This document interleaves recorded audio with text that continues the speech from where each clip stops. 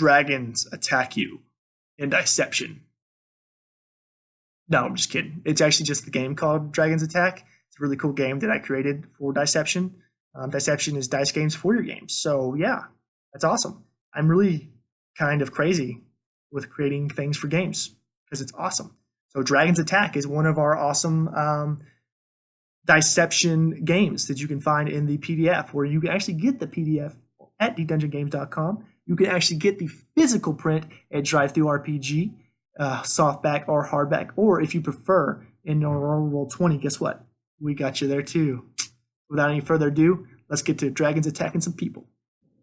All right, guys, so we're doing Dragons Attack here. We need a D10 percentile and a D4, right? We've got all those guys right here. So the game rules are as follows. The game simulates surviving a dragon assault without all the screaming and flying body parts. Each player starts with 0 points, symbolizing with the percentile dice.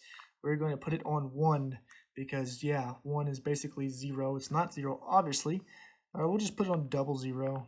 Or, yeah, we'll put it on double 0. I know that's 100, guys, but give me a break. I only have so many dice here, you know what I mean? And you can also write this on notes. So we're just going to do this double 0 style, just like that, okay? Suddenly a dragon has been sighted heading to your town. What will you do? With the precious time to prepare, players take turns drawing cards using the standard dice to card rules and adding those points to percentile dice just to survive. A number of cards worth a face value. Face cards are worth 15 points and an ace is valued at 20 points.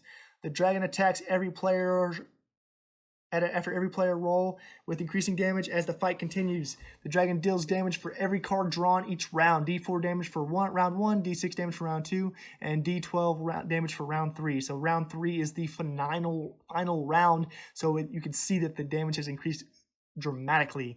Players may also choose not to draw a card on their turn and hide. It may take the cat may make them a craven coward, but also means the dragon can't literally spit roast them that round. Do you win by slaying the dragon? Gods no. The winner is the player who is the last dead, meaning the player with the highest number remaining on the percentile dice.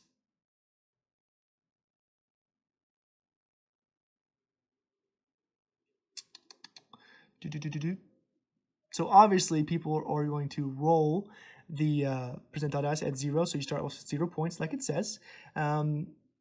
You can draw the face card values, right? So we're going to have this percentile dice over here, or you can write that on the scratch pad. No big deal. Yeah, so the dragon will attack after every player roll, okay? So the D4 right here, it's a D6, and the D12. Where is my D12 at? Found it. Okay, cool. We got some dice there. Okay, so we have our dice there, and now we're going to be doing some really cool stuff here. So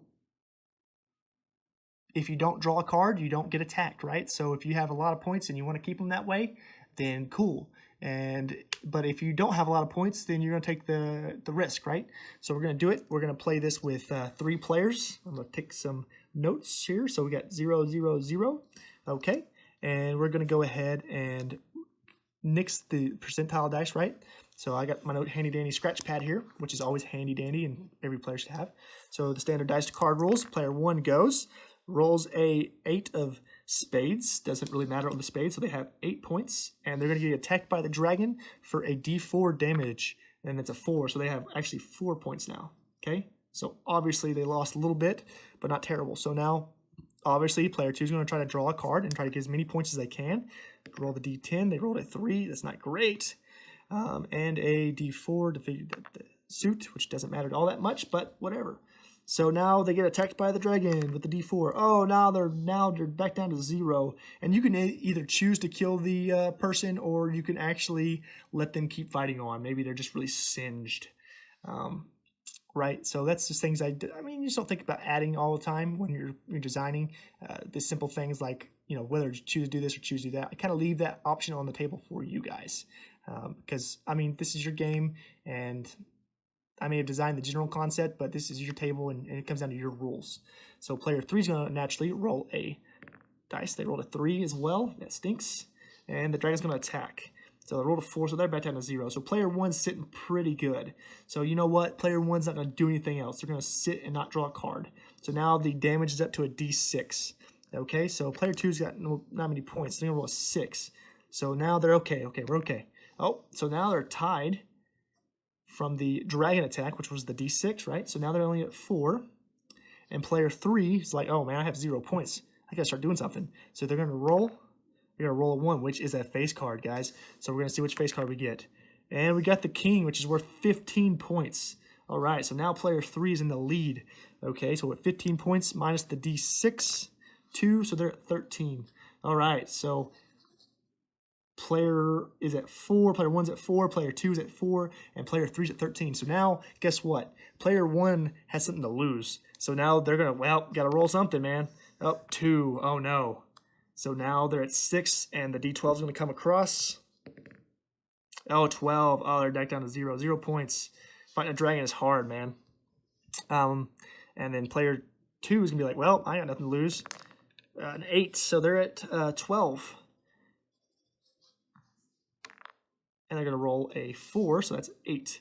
So not terrible. So player 3 would actually not roll because they would be like, why would I roll and lose points I don't need to? So player 3 would win this in this concept. So I hope you guys enjoyed the general concept of Dragon's Attack in the lore segment, as I always like to try to read off if I remember.